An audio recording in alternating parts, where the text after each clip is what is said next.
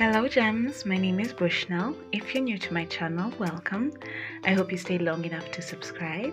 I talk about femininity, personal development, and mindset. If you're already part of the tribe, darling, welcome back.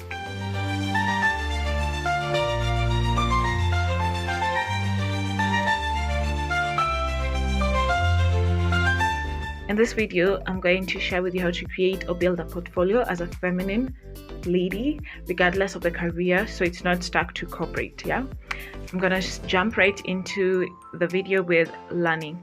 So learn about things you're interested in. For example, you're interested in cooking. There are cookbooks. There's also content online. Or maybe you're interested in fashion. There's so much different fashion platforms, fashion content online that is available. And one of those fashion content spaces that teaches you on fashion trends, fashion styling tips, in-depth fashion knowledge on the description box. So you can click it and it will take you to the Substack that I created where I report on different fashion topics. But anyway, learn about those things. Also, try also learning about trending things. For example, AI. AI is something, if you don't get a grasp on, especially in your area of expertise, you might be past. You might be old news by the next year. So you want to be able to learn what's trending, especially in your area of expertise. And then learn how to be better or different. For example, everyone is doing that thing that you're trying to do. How can you make it better? How can you make it different? The next thing is document your accomplishment. So this is either through videos or photos. For example, you are UGC, right? You need to create content or take photos and videos to show as proof that you know your thing. You can do this thing, right? And another way is asking for feedback from those people you've worked with, from those people you've partnered with, from those people who've experienced your product or services, right? And then if you get the certificates for probably doing those short courses online, that's a plus. For example, I really love fashion, but in my country, we don't have prestigious universities that put emphasis on fashion, or at least that I know of. And so I went online to study fashion. Like I studied sustainability fashion in University Bocconi, I think it's in Italy. I studied, or was it Copenhagen University? One of the two. I also studied a fashion course from the Museum of the MoMA, something of that sort. So basically, I have certificates to prove that, I can engage in fashion conversation and I'm an expert and I can be deemed as an expert because of that, right? And then trying new things. So honestly, you can just have a bucket list. You can write one at the beginning of the year, at the beginning of a month, at the beginning of the week, that this week you're going to try to do this. You budget for it, you plan for it, you call that friend that you want to try, you make that reservation and you go and just do it, right? You try learning it. For the longest time, I used to say that, you know what, I'd love to experience and meet people. And you know what? I just decided that every month I'm going to be going to different restaurants. And the friends of me, the experiences I've had, it's out of this world.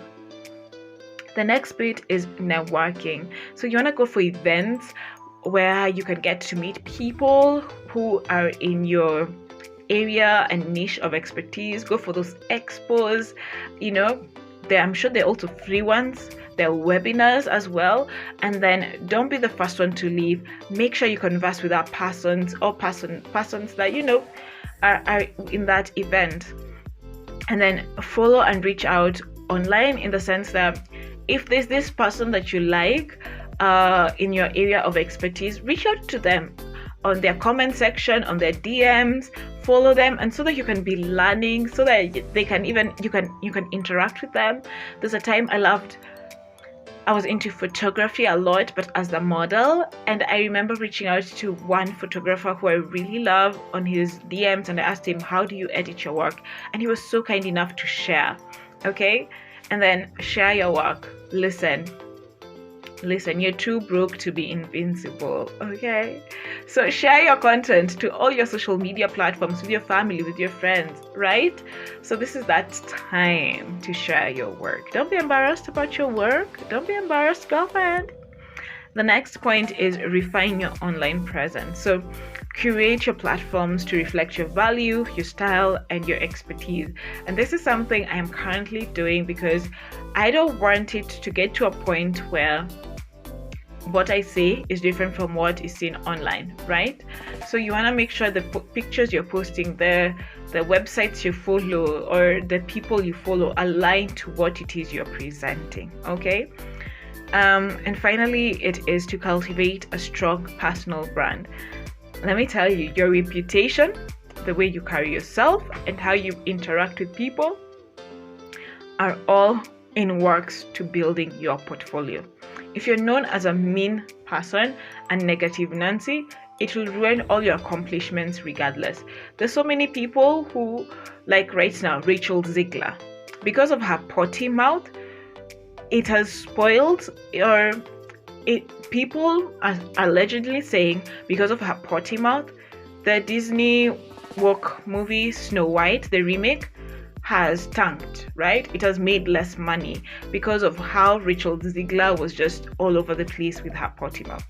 So the franchise can be good, the quality can be good of that movie, everything top notch, but because of the reputation and the way Rachel Ziegler has carried herself and how she's interacted with people during interviews, etc., Snow White is not getting the kind of publicity that it needs. Or even Blake Lively, she's also a good example of, despite all the beautiful work she's done, it's all come down to this moment where she has painted herself as a mean girl. So I hope you loved this video. Definitely check out the Substack on the description. Like, share, and comment.